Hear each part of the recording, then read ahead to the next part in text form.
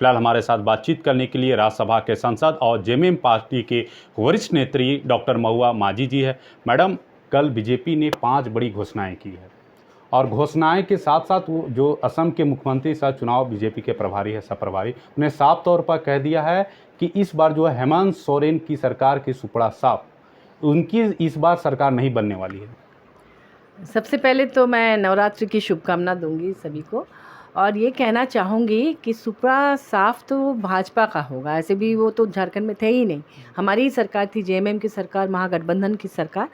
और जितना काम माननीय मुख्यमंत्री हेमंत सोरेन जी ने अपने गठबंधन के साथियों के साथ मिलकर कर दिया है, झारखंड की जनता चाहेगी कि वो हमेशा उन्हीं की वही यहाँ पर सत्ता में रहे ताकि उनका काम हो, अंतिम व्यक्ति तक विकास का जो लाभ पहुंचाने का उन्होंने काम किया है, आज से पहले किसी ने नहीं किया। भाजपा जैसे 2000 साल में झारखंड बना, 24 साल में भाजपा को 17-18 साल काम करने का मौका मिला, लेकिन उसने क्या किया। और अभी जब भाजपा देख रही है कि माननीय हेमंत सोरेन जी लगातार जो अंतिम व्यक्ति तक या जो ज़रूरतमंद है उनके लिए इतनी सारी योजनाएं उन्होंने लॉन्च की, इतना काम कर रहे हैं, तो फिर वो वादे कर रही है, ये करेंगे वो करेंगे। जब आपको मौका मिला तो आपने क्यों नहीं किया? इसीलिए ये सब कहना बेकार है। हिमंता बिश्वा शर्मा जी को अपना स्टेट देखना चाहिए, असम, जहाँ पर कि झारखंड के आदिवासी भाइयों के साथ, बहनों के साथ अन्याय हो रहा है, वहाँ खूनी संघर्ष होता है, वहाँ एसटी का दर्जा, वहाँ विशेष लाभ प्राप्त करना चाहते हैं, क्योंकि चाय के बागान जो वहाँ पर है इतने विख्यात, तो पूरी इकोनॉमी में जो एक रीढ़ की हड्डी की तरह है, वो चाय बागान यहाँ के आदिवासी भाइयों ने, बहनों ने 19वीं शताब्दी में जाकर वहाँ पर उसे जंगल काट के सांप बिच्छू के बीज काम करके उन्होंने उसे बनाया। और आज वो जब वहाँ पर स्पेशल दर्जा मांग रहे हैं या एसटी दर्जा मांग रहे हैं तो उन्हें नहीं दिया जा रहा है, और वो झारखंड में आए हैं आदिवासियों के हित की बात करने, जो कि बिल्कुल बेमानी है। यहाँ के लोग समझ चुके हैं, ये लोग सिर्फ चुनाव में मेंढक टाइप के हैं, बरसाती मेंढक की तरह चुनाव के समय आते हैं, टर टर करते हैं और फिर जैसे ही बरसात खत्म होता है वो फिर अपने अपने जगह पे भाग जाते हैं। लेकिन मैडम, विपक्ष जो है आरोप लगा रहे हैं कि आपकी सरकार है झूठे वादे किए। 2019 की विधानसभा का आपको याद होगा, तो आपकी सरकार ने 5 लाख नौकरी देने का वादा किया। आप देखिए जैसे सीजीएल, मैं बताती हूँ, माननीय प्रधानमंत्री मोदी जी ने भी तो 10 साल पहले सत्ता में आने के पहले 2 करोड़ युवाओं को नौकरी देने की बात की थी। क्या उन्होंने इसे पूरा किया? उनके पास तो सब कुछ है। यहाँ तो हमारे साथ सौतेला व्यवहार किया जाता है। यहाँ जो जेन्युइन फंड है वो केंद्र सरकार रोक के रखी है।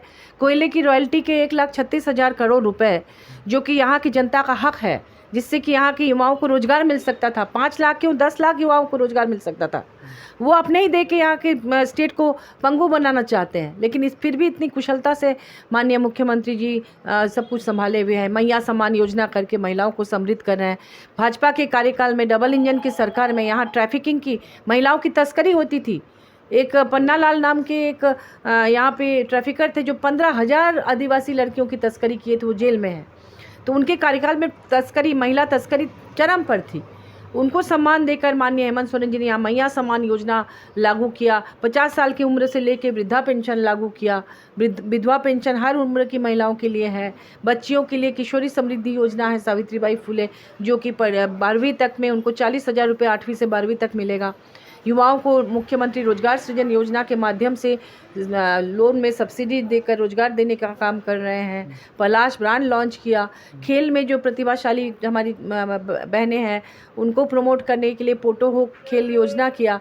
तो इतने योजनाओं के और वो धरातल पर भी उतरती दिख रही हैं, ऐसा नहीं कि खाली हवा हवाई भाजपा की तरह है। मैडम, आरोप आपके विपक्ष लगातार आ रहे हैं कि संस्थान के रास्ते बड़े पैमाने पर घुसपैठ हो रहा है, और यहाँ पे हेमंत सोरेन ने एक विशेष वर्ग को छूट दे रखा है। आदिवासी जो बेटियां हैं उसको मुस्लिम समुदाय में कन्वर्ट किया जा रहा है। बांग्लादेशी वहाँ घुसपैठ कर रहे हैं, उनकी ज़मीन को हड़पा जा रहा है। हेमंत सोरेन इस मामले में क्यों नहीं मिलते? जब दूसरा बांग्लादेश संस्थान में बन जाएगा तब हेमंत सोरेन बोले। मैं आपको बता रही हूँ, देखिए, बॉर्डर इलाका असम है, अगर कोई घुसपैठ कर रहा है तो असम से होके कर रहा होगा, तो असम सरकार क्यों नहीं रोक रही है? और दूसरी बात है कि सभी कोई जानता है, एक बच्चा भी जानता है कि अगर दूसरे कंट्री से कोई यहाँ घुसपैठ कर रहा है तो उससे सुरक्षा की जिम्मेदारी केंद्र की है, न कि राज्य की। केंद्र की जो बॉर्डर सिक्योरिटी फोर्सेस हैं वो क्या कर रही है? तो केंद्र सरकार को डिज़ाइन कर देना चाहिए कि हम अपने देश की सुरक्षा नहीं कर सकते हैं। मान लीजिए पाकिस्तान बॉर्डर में या चाइना बॉर्डर में कोई घुसपैठ करेगा तो वो राज्य सरकार पर आएगा, दिल्ली सरकार पर आएगा कि वो केंद्र सरकार पर आएगा। तो ये केंद्र की विफलता है कि अगर घुसपैठ आप ही दावा कर रहे हैं, भाजपा ही दावा कर रही है कि घुसपैठ हो रहा है, तो भाजपा को इसकी जिम्मेदारी लेकर केंद्र सरकार से रिज़ाइन कराना चाहिए कि भाई आप घुसपैठ नहीं रोक पा रहे हैं। आज झारखंड में घुसपैठ हो रहा है तो कल बंगाल में होगा, परसों दिल्ली में होगा। तो ये पूरी जिम्मेदारी केंद्र सरकार को लेनी पड़ेगी अगर ऐसा हो रहा है तो। और दूसरी बात, अगर आप आंकड़े देखेंगे, आप मीडिया से ही आंकड़े सामने आते हैं लगातार, कि उसमें आप देखेंगे कि जो आंकड़ा जो आप कह रहे हैं कि आदिवासी कम हुआ है या किसी का बढ़ा है, तो वो आंकड़ा भाजपा के कार्यकाल में सबसे ज़्यादा आदिवासियों का आंकड़ा कम हुआ है, जनसंख्या।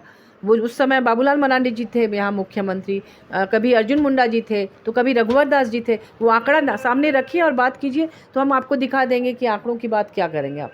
बाबूलाल मरांडी की बात की हम, बाबूलाल मरांडी ही ने साफ तौर पर कहा कि हेमंत सोरेन सातिर चोर है। जिस तरह सीजीएल का पेपर इस बार गड़बड़ हुआ है, 64 बुद्धि जिस तरह चोर का होता है, उसी तरह हेमंत सोरेन की 64 बुद्धि है पेपर लीक कराने का। देखिए, भाजपा एक षड्यंत्र के तहत हर बड़े एग्ज़ाम्स में पेपर लीक करा रही है, निश्चित रूप से इसलिए कि इस बार माननीय हेमंत सोरेन जी ने उनकी चाल को नाकामयाब करने के लिए 2 दिन के लिए इंटरनेट सेवा तक बंद कर दी। कोई अगर चाहेगा कि चोरी हो तो वो इंटरनेट सेवा बंद नहीं करेगा। इसके बावजूद ये लोग बदनाम करने के लिए, चुनाव से पहले बदनाम करने के लिए, छात्रों को भड़काने के लिए तमाम साजिशें रच चुके थे। लेकिन जब इंटरनेट बंद हो गया तो उनकी साजिश नाकामयाब हो गई। फिर भी वो कुछ छात्रों को जो भाजपा के मोर्चे में है किसी, उनको भड़का के वो यहाँ आंदोलन करने की कोशिश किए, लेकिन बाकी छात्र समझ गए कि ये भाजपा की चाल है, इसलिए उन्होंने साथ नहीं दिया। क्योंकि मोराबादी में आपने जब देखा होगा कि हज़ारों की संख्या में, लाखों की संख्या में आने की बात थी, लेकिन मात्र कुछ ही लोग आए। इसलिए आए कि जो आए वो भाजपा के कहने पे आए, और बाकी जो सचमुच के छात्र थे जिनका पॉलिटिक्स से कोई मतलब नहीं है, वो नहीं आए, क्योंकि उनको लग रहा था कि यहाँ की सरकार चाह रही है कि इस तरह का कोई षड्यंत्र छात्रों के साथ ना हो, और इसलिए वो लोग समझे और वो नहीं आए उसमें। जो छात्र सीजीएल के अभ्यर्थी, आपने भी देखा जो मसाल जुलूस निकाले, उन छात्रों को आप लोग क्या मैसेज देंगे, क्या संदेश देंगे आपकी सरकार और जेएमएम पार्टी? देखिए, छात्रों के प्रति हम लोग बहुत गंभीर हैं। हम लोग चाहते हैं उनके साथ न्याय हो, क्योंकि वही राज्य का भविष्य है, देश का भविष्य है। और बार बार क्यों उनके साथ इस तरह का खिलवाड़ हो रहा है, ये जांच का विषय है। हम तो कहेंगे कि जांच होनी चाहिए, राज्य सरकार इसकी जांच कराए और अविलंब दोषियों को सजा दे, क्योंकि कुछ बदमाश और कुछ अपराधी प्रवृत्ति के लोगों के कारण हजारों लाखों छात्रों का भविष्य नष्ट हो रहा है। इससे हम सभी दुखी है। जो भी पढ़ने वाले लिखने वाले लोग हैं, सब लोग इसमें दुख जाहिर करेंगे। मैं भी उनके साथ हूँ, और मैं चाहती हूँ कि जो भी दोषी हैं उनको कड़ी से कड़ी सजा मिले। आज बीजेपी के चुनाव समिति की बैठक है, मतलब कयास लगा जा रहा है 1 सप्ताह में उन लोग पहला लिस्ट जारी कर देंगे। जेएमएम पार्टी के पहला लिस्ट कब जारी होगा? देखिए, बीजेपी में वो केंद्र से सारी चीज़ें होती हैं, और उनको सब चीज़ में मुझे लगता है, क्योंकि बहुत सारे लोगों को नया नया जोड़ रहे हैं, बहुत सारी पार्टियों का एडजस्टमेंट है। हमारा यहाँ रीजनल पार्टी है, और यहाँ पर माननीय हेमंत सोरेन जी अपनी पार्टी की तरफ से बड़े भाई की भूमिका निभाते रहे हैं। बहुत सोच समझ के साथ यहाँ सीट शेयरिंग होगी। जिस सीट को जो कैंडिडेट जिता सकता है, जो सबसे ज़्यादा जिताने का भरोसा दिला सकता है, उस सीट को उसी कैंडिडेट को दिया जाएगा, चाहे वो किसी भी पार्टी के हो गठबंधन में। अगर कांग्रेस के कोई प्रत्याशी हैं ऐसे जो किसी सीट को जिता सकते हैं, या इसके पहले वोट लाके वो साबित कर चुके हैं कि हाँ वही कैंडिडेट है जो इस सीट में सबसे ज़्यादा भरोसा दिला सकते हैं, तो उनको मिलेगा। कहीं पर राजद को मिलेगा, कहीं जेएमएम को मिलेगा। तो ये पूरी तरह से माननीय हमारे मुख्यमंत्री जी तय करेंगे कि, या गुरुजी तय करेंगे कि कहाँ किसको मिलना चाहिए, और कांग्रेस के जो लीडर्स होंगे उनको राजद वगैरह में मिलकर। देखिए, साफ तौर पर जो राज्यसभा सांसद महुआ माझी ने साफ तौर पर कहा कि बीजेपी को नसीहत देने की जरूरत नहीं है, वो अपने फिक्र करे। हेमंत सोरेन की सरकार एक बार फिर जो है राज में बनेगी चुनाव के बाद। अपने सहयोगी के साथ यशवंत कुमार, 99 न्यूज़ रांची।